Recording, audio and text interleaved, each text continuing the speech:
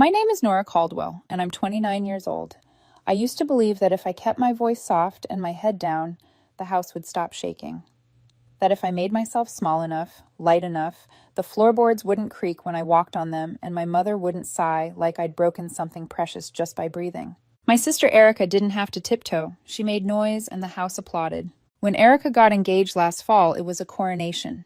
Grand Marlowe Ballroom, 12 crystal chandeliers, a band flown in from New York, valet parking that never seemed to stop. The champagne had gold flakes swirling like confetti in a snow globe. Her dress was designed by someone with a French name that lived in my mouth like a pebble. My father hired a private chef to design a menu that required a prologue. A Cartier bracelet appeared just because, followed by an engagement shoot in Aspen, where the snow looked edited and Erica didn't.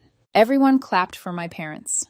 They clapped for their taste, their generosity, their beautiful daughter. No one asked where the money came from. No one ever did. So when I told them I was going to propose to Ethan, my boyfriend of 5 years, the man who learned my silences like a language and held our life together with the quiet competence of a good carpenter, I expected something. A dinner. A toast. Maybe just an "I'm proud of you." Instead, my mother handed me a greeting card from the dollar store. Loose glitter stuck to my palms like a rash.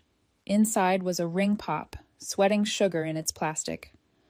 "Don't mess this one up," she said, a smile that didn't touch her eyes. My father chuckled. Erica laughed so hard she almost baptized the table in mimosa. I stared at the candy like it might tell me where my spine went. I folded the card, slipped it into my coat pocket, said nothing. They had money. They spent it like water on Erica. They told themselves it was family money, our money. They never used the word mine when it referred to me. The thing about being the quiet one is people forget you're listening. They think you don't notice. But I notice everything. The way my mother's ring flashes when she signs papers she never reads. The way my father shrugs when numbers don't line up, like the math is rude for contradicting him. The way Erica's new handbags arrive in boxes addressed to consultant. I went home and opened my laptop. My grandfather's trust had my name on it. He left it to me with rules. I couldn't touch it until I turned 25. After that, every time catastrophe struck, medical bills, house repairs, Erica's tuition, my parents nodded toward it like a reservoir meant to keep their garden alive. I said yes so often my mouth forgot how to shape the word no. That night my fingers remembered. I logged into the account. The dashboard loaded with a hungry little spinning circle, and I actually heard my heartbeat. Permissions. Users. Access history. Every time my parents had dipped their cup into the lake, there was a ripple. I watched the surface still. Then I drained what remained into a locked investment fund with my name and my name only. I didn't tell Ethan yet. He was beside me on the couch, editing a resume for a junior on his team, brow furrowed, sleeves pushed up. His presence always made rooms feel more honest. At 12:07 a.m., my phone discovered the apocalypse. Erica. What did you do? Dad. Call me. Now. Mom. Nora, you are tearing this family apart over a misunderstanding. There were voicemails, too, the long, sticky kind. My mother did her wail whisper that makes her sound gentler than the words are. My father used short sentences, the way he does when he's already built the cage and now just needs you to step inside it. Ethan put his hand over mine. Breathe, he said. Then tell me. So I did. I told him everything. I told him about the ring pop and the Aspen photos and the way the trust was treated like an ATM with a family crest.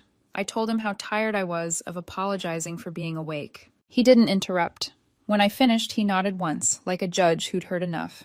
Good, he said. About time. Across the room, our reflection hovered in the window like ghosts who had finally agreed to stop being haunted. At 8:03 a.m., my phone lit up with a contact I hadn't seen since last Christmas. Uncle Ray. My grandfather's younger brother. The only adult who ever looked at me like I'd already done something right. His voice came through calm as a metronome. Can you stop by my office this afternoon? He asked. I'd rather not talk about this on the phone. I had the absurd urge to apologize for the glitter on my hands. On the way to Ray's office, I replayed my grandfather's voice the way you play a favorite song you never thought you'd hear again. He'd once told me, sitting on the back steps with the dog snoring between us, that honor isn't something you inherit. It's something you reclaim. Paper trails don't lie, he'd added, eyes on the horizon. At the time, I thought he was talking about history. I didn't realize he was writing me an instruction manual. Ray's office felt like him. Orderly, minimal, honest wood. He didn't make small talk.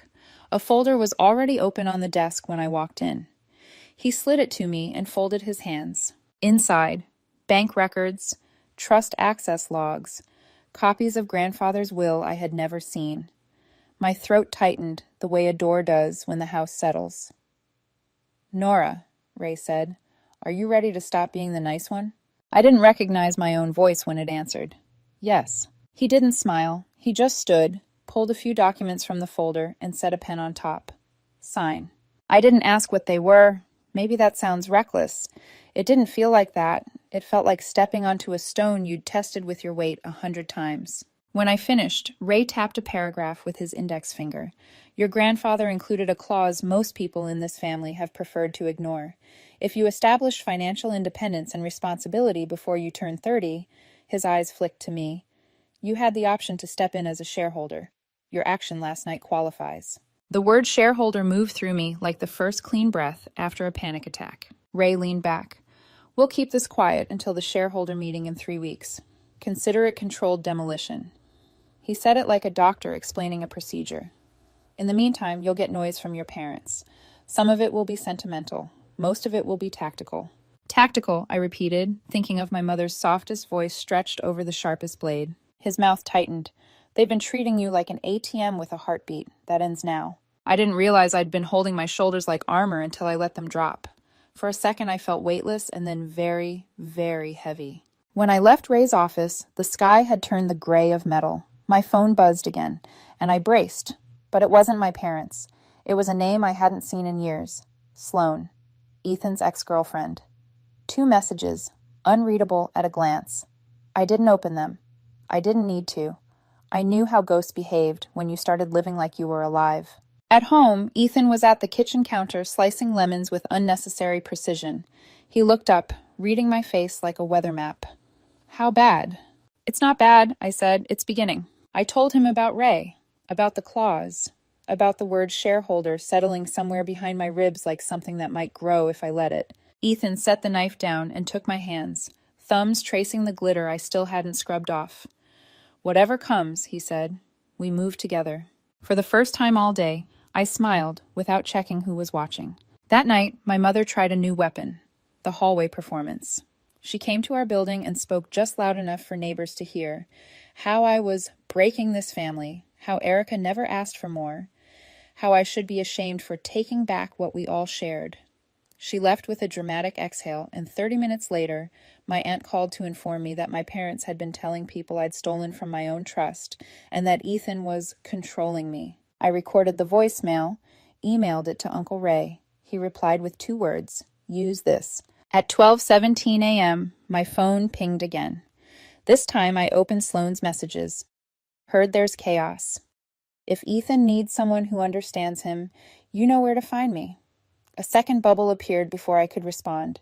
You're not built for this kind of family, Nora. Some women aren't. I deleted both messages and turned my phone face down on the table. I didn't mention them to Ethan. Not because I was afraid, because some things don't deserve oxygen. I lay awake and watched headlights crawl across the ceiling like slow lightning. The house felt quiet in a new way, like the pause before a verdict. I thought about grandfather's hand on my shoulder, about Uncle Ray's steady voice, about Ethan's thumb catching the last fleck of glitter. It wasn't the beginning of a fight. It was the beginning of a reckoning, and I wasn't the quiet one anymore. The next morning I woke with the kind of clarity that feels like cold water. I brewed coffee, watched the steam lift, and made a list. Not a list of chores, a list of truths I would no longer negotiate with. My name is on the records. My grandfather was not sentimental about numbers. My parents know how to perform remorse, not repair it. Uncle Ray does not waste words. Ethan is my home. Ray's secretary ushered me in with a nod that landed like solidarity. The folder on his desk had multiplied overnight. Thin paper cuts of proof. He slid the top stack toward me and tapped the corner. Start here, he said. Consulting payments to Erica for projects that never existed. Company card charges classified as development travel that looked suspiciously like a honeymoon sampler. a boutique hotel in Capri, a watch purchased in Zurich on a weekend when our offices were closed, my mother's charity luncheon invoices coded as recruitment. The numbers had been dressed up in tidy outfits. The math did not care. Ray flipped to a ledger that tracked my trust access over the last 4 years. Each withdrawal was labeled with a reason that read like a fable: the roof leak no contractor could verify, the tax penalty that never appeared on a return, the tuition top-up for classes Erica never enrolled in. Next to every entry was a signature line: my father's initials, my mother's flourish. The audit trail was not an accusation. It was a confession. I waited for shame to stagger me. What came was something cleaner: relief.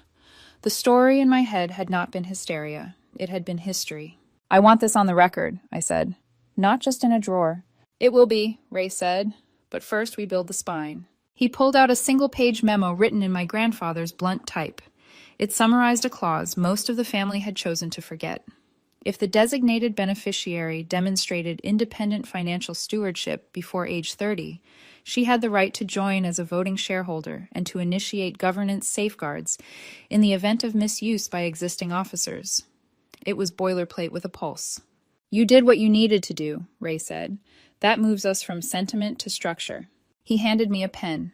I signed the formal request to activate the clause, then another signature for a temporary confidentiality order regarding my addition to the board. He set a slim brass seal on the stamp. The click echoed like a gavel in a small courtroom. Timeline, I said. 3 weeks to the shareholder meeting, he said. We say nothing. We watch. We verify where the money is still bleeding. We present once. Clean. Surgical. That is controlled demolition. He paused, studying my face. Your parents will not come at you directly yet. They will come through your life. He was right before he finished saying it. At lunch, my mother called Ethan. She did not know he had put his phone on speaker and laid it on the table between us, the way you place a specimen beneath glass. Ethan, dear, she began, syrup over gravel. I wanted to check on you. You must be overwhelmed. Nora is under a lot of stress. She is not thinking clearly. She is damaging our name. Marrying into a family at war is not wise. You are such a good influence. Perhaps you can help her understand. Every sentence was dressed like concern and walked like a threat. Ethan did not posture or push back. He said nothing for a long breath that stretched like a held note. Then he calmly said, Please do not call me again. I will record further contact. He hung up and pressed save. His eyes were steady, not triumphant. The file name was simple. Call from M. I sent the recording to Ray with a line that tasted like steel. Use this if needed. He replied within a minute. We will. By evening, my phone had turned into a stage again. Text that pinged between accusation and affection. My father sent a single line that he must have thought sounded like prophecy. You will regret this. Erica sent a selfie from a dress fitting. Silver sequins like fish scales captioned, Wish you were normal, LOL. It might have landed once. It did not now. I put the phone in a drawer and left it there. We cooked together to keep our hands busy. Lemon chicken, garlic on our fingers, rosemary in the air. I told Ethan the rest. The clause that had been sleeping in my grandfather's will, the signatures that woke it. He listened the way old trees listen to wind. When I finished, he rinsed his hands and leaned his hip against the counter. You are afraid of becoming what they say you are, he said. What do they say I am? I asked, not because I did not know, but because hearing it stripped the costume. Ungrateful, he said, unstable, disloyal, difficult, a problem to be managed rather than a person to be honored. The words felt like a mirror pulled out of a lake, cold and clarifying. None of that is true, he added. The truth is simpler. You are a woman asking for rightful boundaries, and people who benefit from your lack of boundaries will call that betrayal. I wanted to memorize the sentence the way people memorize prayers. After dinner, I opened the drawer to put my phone to sleep for the night. A new name pulsed on the screen. Sloan. The message preview was a hook. Heard there is trouble. If Ethan needs someone who understands him, I am around. A second line arrived before the first finished loading. Not every man can thrive with a partner who brings chaos. It would have been easy to reply with heat. I did not. I took a screenshot. I archived it in a folder labeled Smoke. I told Ethan, because secrets rot the floorboards, and I am done with sinking houses. He read the messages. He did not roll his eyes or laugh. He only said, Thank you for telling me. Then he blocked her with the same tenderness he uses to close a door against a storm. Clean. Final. No speech. The quiet that followed felt like a promise kept. 2 days later, I stood in a small conference room with glass walls and the hum of a building that believes in itself. Ray introduced me to our counsel, a woman named Lena, with observant eyes and a mechanical pencil she tapped once when she was ready to be direct. "We will build a package," she said. "Bank statements, payroll anomalies, expense reports that do not reconcile, your mother's recorded call, your aunt's voicemail, the trust access logs. We will cross-reference every entry with vendor confirmations. We will interview the accountant who coded Erica's consultant hours. We will screen capture deletions. We will timeline the narrative so a jury could read it without sound." "This is not going to trial," Ray said. "It might not," Lena said, "but we prepare like it will." There was a moment when the room's air felt heavier, as if a storm had stepped inside. Not fear. Weather. A change that requires a coat you are glad to own. After the meeting, Lena handed me a thin binder with tabs. "Action items," she said, a phrase that once would have made me feel like an assistant. Now it felt like armor. I collected vendor names, old invoices, notes from my grandfather's files.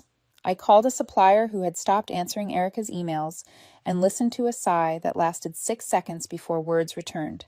He confirmed 3 trips labeled development were personal vacations. He was tired of pretending to be impressed. People reveal themselves when you stop telling them what you hope they will be. That night, my mother staged a new act, the neighbor monologue. Back in our hallway, her voice pitched for an audience behind doors. How I had always been difficult. How Erica never asked for more. How families share. How selfishness looks small in the mirror, but large at the table. When she left, the lights in the hall felt brighter, like they had been unimpressed. Aunt Marla called half an hour later and did not bother with introductions. "They told everyone you stole," she said. "They said Ethan is manipulating you. They said you are unstable. I told them I have known you since you stared at the wallpaper and counted tulips to calm down, and that was not instability. That was strategy." Her voice softened. "I am sorry I did not say more sooner." Sometimes an apology lands like a blanket. Sometimes it lands like a key. This felt like both. I sent Ray the hallway audio and the aunt's call. He filed each piece into a system that looked boring and was not. Then he sent me a single line. "Quiet is our friend until the meeting. Let them talk. Let them write. Let them record their own reasons." On the 3rd night, the house learned a new stillness, the kind that arrives after decision. I sat at the table with the binder and a cup of tea that drifted steam like a soft flag. Across from me, Ethan sketched a rough seating chart for a future that looked like a small party with warm lights and no performance. He put my name next to his and drew a little square for a dance floor. "What will happen when they realize they cannot bully you back?" he asked. "They will try a different door," I said, "and then a different window." "And if everything stays loud?" he asked. "Then we rise above the noise," I said, "and we make our own music." He smiled, not at the metaphor, but at the decision. The next morning, the first official step clicked into place. A confidential notice circulated to the board that an additional voting member would be present at the upcoming meeting. No names included, no fanfare, just a line with legal weight. Ray texted me a single word: "Done." Later that day, Erica sent a new burst of messages, more frantic than cruel. She asked if I remembered the time she broke the vase, and I said it was me to stop the punishment. She asked if I had to make everything about money. She asked if I would at least leave her wedding alone. I stared at the screen and remembered the ring pop. I typed 5 words and then deleted them. I typed 3. I deleted those too. In the end, I wrote nothing. Silence is not always surrender. Sometimes it is respect for the truth you already spoke. Night fell like a curtain drawing breath. I set my alarm. I set the binder by the door. I put my phone on Do Not Disturb and left it face down without a tremor. In the dark, I repeated my list of truths until it steadied my pulse. My name is on the records. My grandfather planned for this.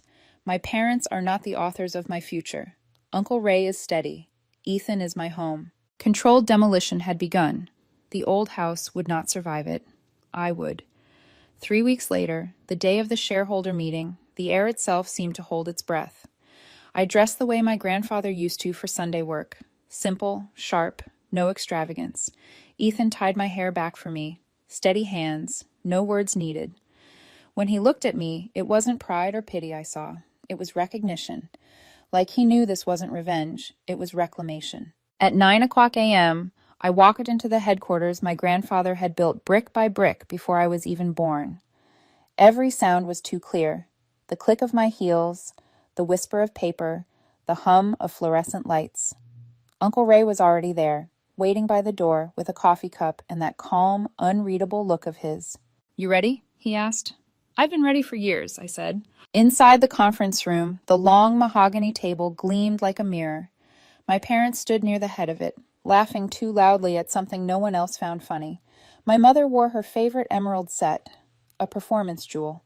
My father straightened his tie 3 times when he saw me. The laughter drained out of the room like water from a cracked vase. "What is she doing here?" my father demanded. Ray didn't even look up from his folder. "She's a shareholder now. Didn't you get the memo?" My mother's face went pale. "You can't be serious." Ray's tone was surgical. "I am." The meeting began. Routine updates filled the first few minutes. Vendor reports, quarterly summaries, marketing proposals. My parents relaxed, mistaking civility for safety. Then Ray cleared his throat. The subtle sound of demolition beginning. "There are discrepancies," he said, "significant ones." He projected the financial logs on the wall, expenses labeled as business trips that were actually personal vacations, transfers marked as bonuses for non-existent consulting work. He didn't raise his voice. He didn't need to. The paper spoke. My mother tried to sound composed. "These were internal reallocations. Family operations are never—" Ray cut her off. "You used your daughter's trust fund to finance a wedding." He slid a folder toward her. Inside was a copy of the recorded call between her and Ethan, the one where she warned him to stay away from me. He pressed play. Her own voice filled the room. "Ethan, you must be overwhelmed. Nora is unstable. You should think twice before marrying into this family." The silence that followed was nuclear. One of the board members, a cousin from my grandfather's side, leaned forward. "Is this what you've been doing behind our backs?" My father's face darkened. "You have no right to judge us." But he was talking to ghosts now. Ray's voice stayed level. "You've stolen from this company, lied to your family, mocked your daughter for the very decency you exploited. We've had enough." He turned to me. "The board is prepared to vote. Nora?" I didn't hesitate. "Yes." The vote was unanimous. My parents were stripped of financial control. Erica's bloated salary was nullified. Every fraudulent expense retracted. When it was over, my mother stared at me as though I'd pulled the ground out from under her feet. My father said nothing. He just walked out, stiff, quiet, smaller than I'd ever seen him. Ray exhaled softly and handed me a folder. "Your turn," he said. "Start rebuilding." That night, I didn't celebrate. Ethan and I walked down by the harbor, the wind sharp with salt. He reached for my hand. "You did it," he said. "It doesn't feel like victory," I said. "It feels like breathing again." He smiled. "That's what freedom usually feels like." For a moment, I thought that was the end. But freedom, I was learning, always stirs the dust before it settles. 2 days later, Erica called. Her voice was brittle. "You ruined everything, Nora. You're jealous. You've always been pathetic. No one will forgive you." I looked out at the skyline, all steel and distance. "Good luck explaining that to the board," I said, and hung up.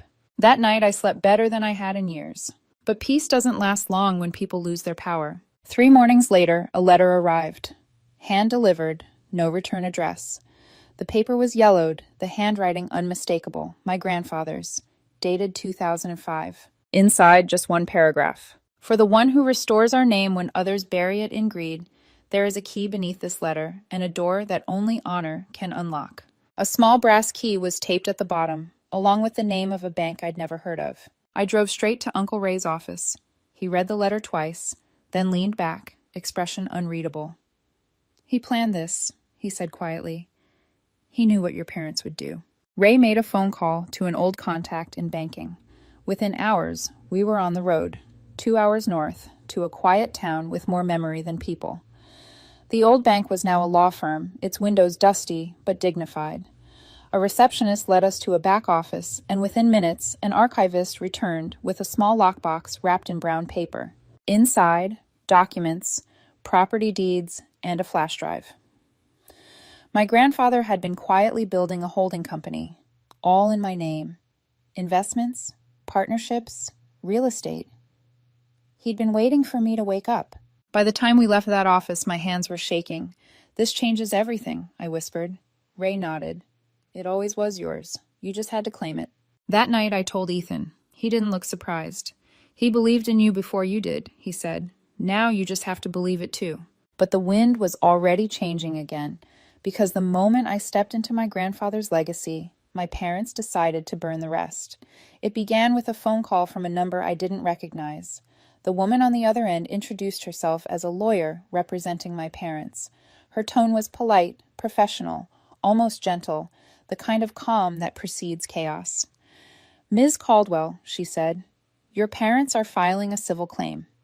They allege that you manipulated an elderly relative into transferring company assets and coerced family members into changing legal documents." For a moment, I couldn't even speak. It wasn't shock. It was a strange, cold clarity.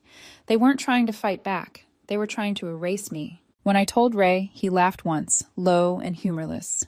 "They're throwing fire at a brick wall," he said. "It won't stick, but it's going to get ugly." And it did.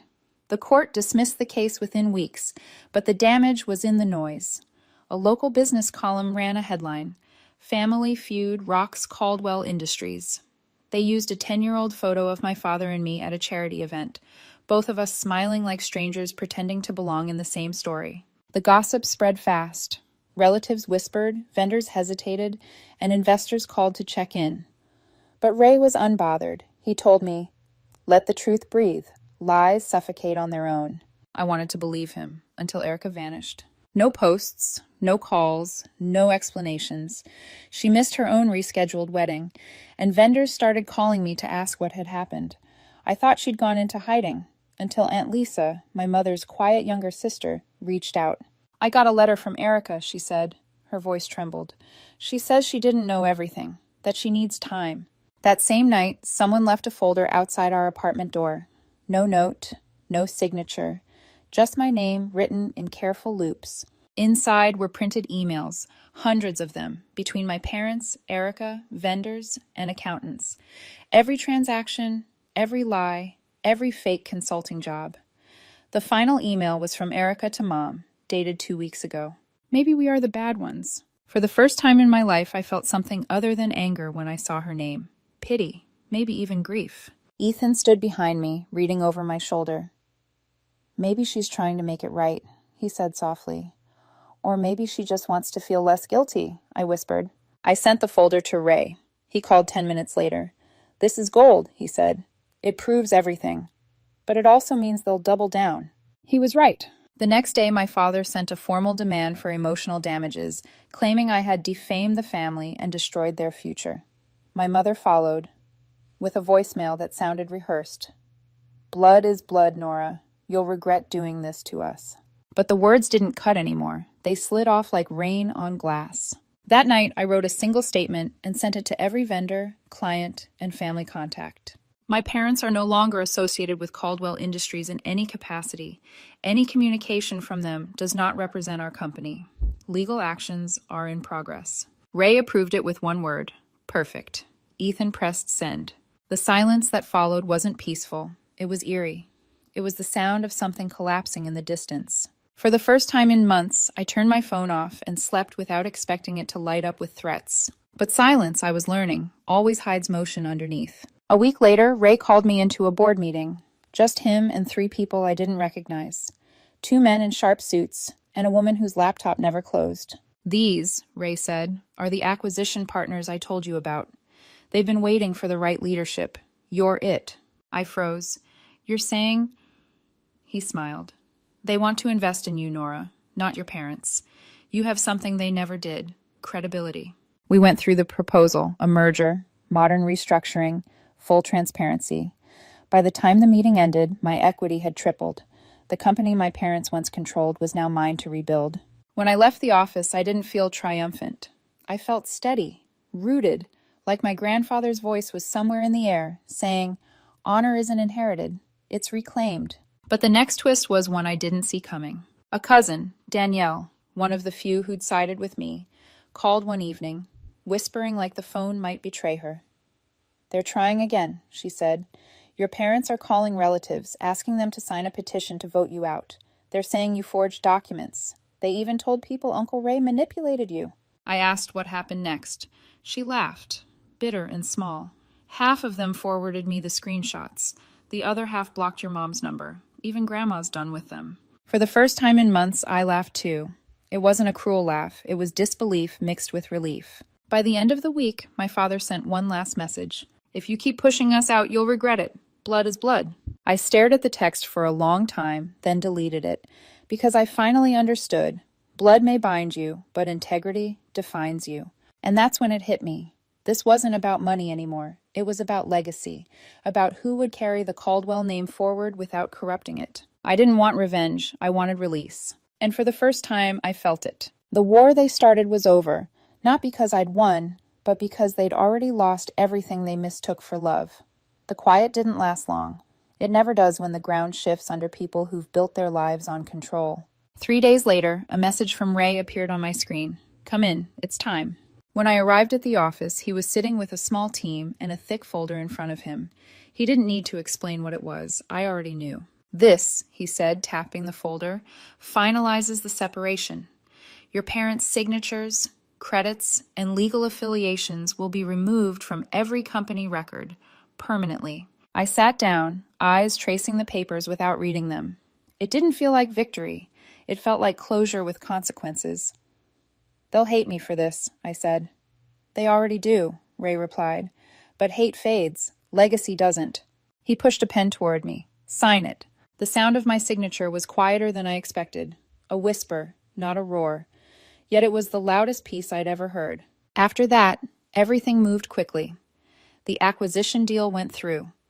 The holding company my grandfather had created became the backbone of the new Caldwell Industries. We rebuilt from the inside out.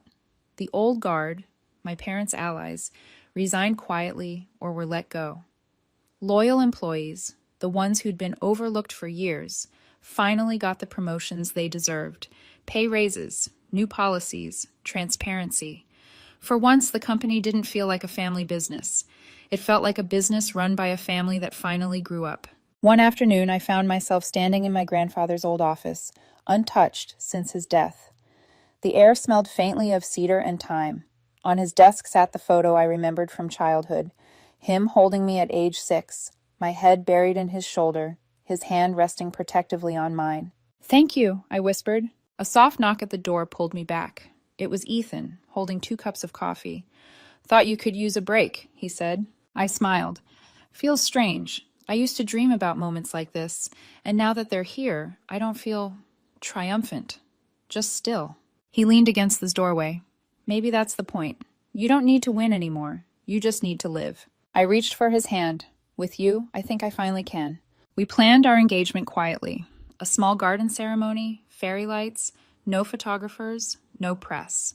Just friends, Ray, and a few relatives who still believed in decency over appearances. But before that day came, there was one last family gathering we couldn't avoid. Grandmother's birthday dinner. Everyone knew what it really was, a silent referendum. Who still sided with whom? When Ethan and I walked in, laughter filled the room. Real laughter, not the brittle kind my mother used to command. Ray was already seated, telling a story to one of the younger cousins. The air was warm. For a moment, it almost felt normal. Then the door opened. My parents walked in. They looked smaller somehow, not thinner, just diminished. My mother's eyes darted across the room, searching for allies that weren't there. My father's shoulders sagged, under a weight no amount of pride could hold up anymore. No one stood, no one greeted them. Even the noise in the room dimmed naturally, without malice, just acknowledgement that the era had ended. They took seats at the far end of the table, ate quietly, left early. When they were gone, grandmother reached for my hand. Her skin was paper soft, but her grip still steady. "Your grandfather," she said, "never trusted them, but he believed in you, and now I see why." I didn't cry. I didn't smile. I just nodded.